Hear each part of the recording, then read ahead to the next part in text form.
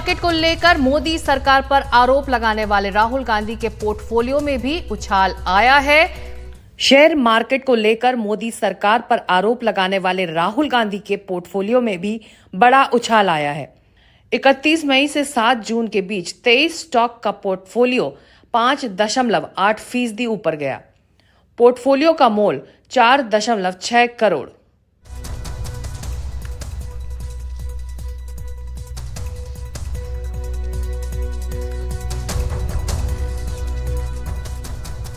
और हमारे साथ इसी मुद्दे पर चर्चा करने के लिए दो खास मेहमान रतन शारदा राजनीतिक विश्लेषक हैं और कुछ ही पलों में हमारे साथ होंगे पंकज मुरारका जो फाउंडर हैं रेनेसां इन्वेस्टिंग मैनेजर्स के। रतन जी, जो लोग शेयर मार्केट में स्कैम ढूंढ रहे थे उनको आज जवाब शेयर मार्केट नहीं दे दिया? अदिति सिक्का जी, मुझे आश्चर्य है कि जो व्यक्ति शेयर में पैसे लगा के बैठा उसको शेयर मार्केट की बिल्कुल जानकारी नहीं कि शेयर मार्केट कैसे काम करता है। शेयर मार्केट भावना पे नहीं चलता। शेयर मार्केट सॉलिड रिसर्च पे, सॉलिड आकलन के ऊपर ही शेयर मार्केट चलता है। पुराने जमाने चले गए कि आपने इशारा किया और बाद में कहे तो मेरे दोस्त ने कहा मैंने ले लिया, उसने कहा उसने ले लिया, वो नहीं चलता है।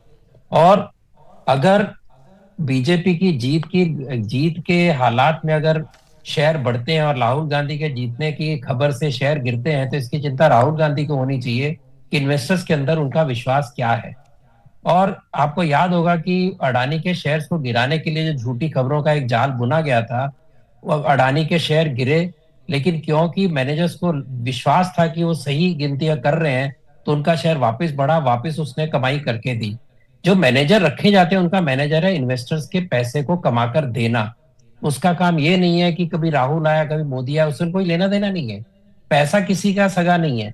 आपको अगर यहाँ पर प्रॉफिट बुकिंग नहीं है तो लोग यहाँ से पैसे निकाल के अमेरिका ले जाते हैं, अगर अमेरिका में पैसे नहीं उठा के यहाँ लेकर आते हैं।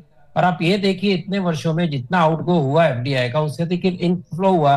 तो 10 साल में अगर सेंसस की जो चढ़त है वो रिकॉर्ड चढ़त है, मतलब कुछ ना कुछ इकोनॉमिक पॉलिसी में सही हो रहा है जिसके ऊपर विश्वास है। लॉन्ग टर्म इन्वेस्टमेंट देखें तो एफडीआई आ रहा है जो कि फिक्स्ड कैपिटल में आ रहा है, और जो फ्लोटिंग पैसे आ रहे हैं जो शेयर्स और बॉन्ड्स में आ रहे हैं वो प्रॉफिट बुकिंग करेंगे ही। तो अगर ओपिनियन पोल में राहुल आते हैं और शेयर गिरते हैं और मोदी आते हैं शेयर बढ़ते हैं तो इसकी चिंता क्रेडिबिलिटी की राहुल गांधी को होना चाहिए। और ये दावा, ये देखिए क्या है शेयर मार्केट में लिखा होता है नीचे, all these are subject to market risk. ठीक है, उन्होंने अडानी को गिराने का प्रयत्न किया, उनके दावे खोखले थे, अडानी फिर चढ़ा।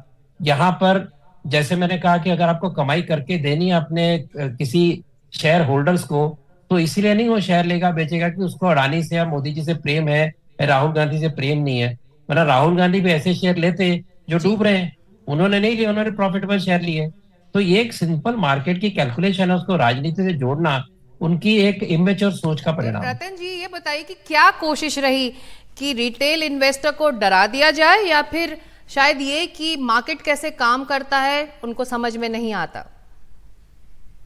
देखिए, एक तो मैं कहूंगा मार्केट कैसे काम करता है ऐसा उसके पास ऐसे उनके पास ऐसे मैनेजर नहीं है, तो उनके ये राजनीतिक चाल थी कि मार्केट गिरे तो कहीं देखो लोगों का विश्वास उठ गया सरकार से। आपको याद होगा जब मार्केट गिरी तो इन्होंने खुशियां मनाई थी, इन्होंने बड़े दावे के साथ इंटरव्यू दिए थे कि देखो देखो मार्केट गिर रहा है और ये देखिए मोदी जी कुछ कर नहीं पा रहे, लोगों का विश्वास उठ रहा है। तो अगर गिरती है तो लोगों का विश्वास उठ रहा है उसके लिए प्रेस कॉन्फ्रेंस करेंगे, लेकिन अगर लोगों का विश्वास फिर जमता है तो उसके लिए आप कॉन्स्पिरेसी बताएंगे। तो ये मुझे सोच समझ नहीं आई, ये राजनीतिक चाल थी। और मैं पक्का मानता हूं इनके पास ऐसे लोग हैं जिनको पता है मार्केट कैसे काम करती है।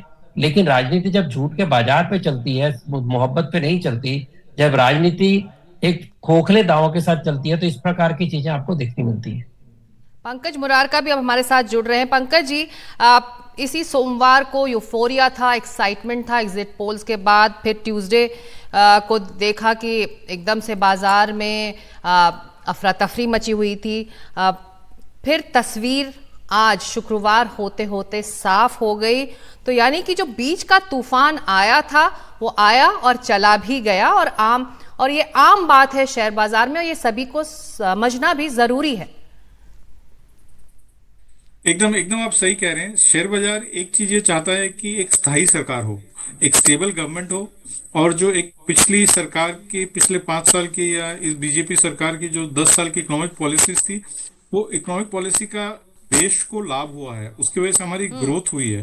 तो स्टॉक मार्केट ये एक्सपेक्ट करता है कि वो इकोनॉमिक पॉलिसी में कंटिन्यूटी जारी रहे, पॉलिसी में ज्यादा फेरबदल नहीं हो।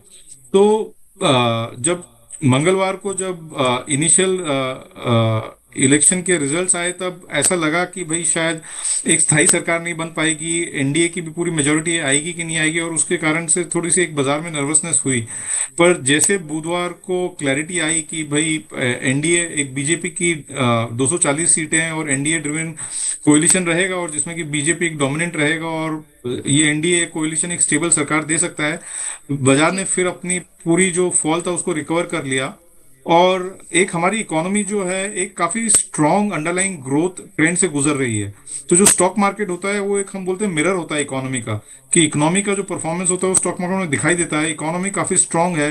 तो जैसे ये पॉलिटिकल अनसर्टेनिटी का एक वातावरण क्रिएट हुआ था मंगलवार को, ट्यूसडे को, जैसे ही वो क्लियर हुआ वेनेसडे को, बाजार ने वापस फिर उछाल लगा ली। तो मुझे लगता है कि आने वाले समय में बाजार, हमारी इकोनॉमी अच्छा करेगी, और अगर वैसा रहा, क्योंकि अब हमारे पास एक स्थायी सरकार है, क्योंकि सेम गवर्नमेंट वापस आ रही है, तो इकोनॉमिक, उनकी इकोनॉमिक पॉलिसी में कंटिन्यूटी रहेगी, क्योंकि उनको पता है चीजें जहां पे उन्होंने 3 महीने पहले छोड़ी थी, वे वहीं से उन चीजों को, उन डिसीजंस को, उन इकोनॉमिक पॉलिसीज को वहीं से पिक करके आगे कंटिन्यू कर सकते हैं। तो एक जी। एक्सपेक्टेशन ये है कि ग्रोथ यहाँ से हमारी और और और शायद यहाँ से और गति तेज होगी हमारी ग्रोथ की।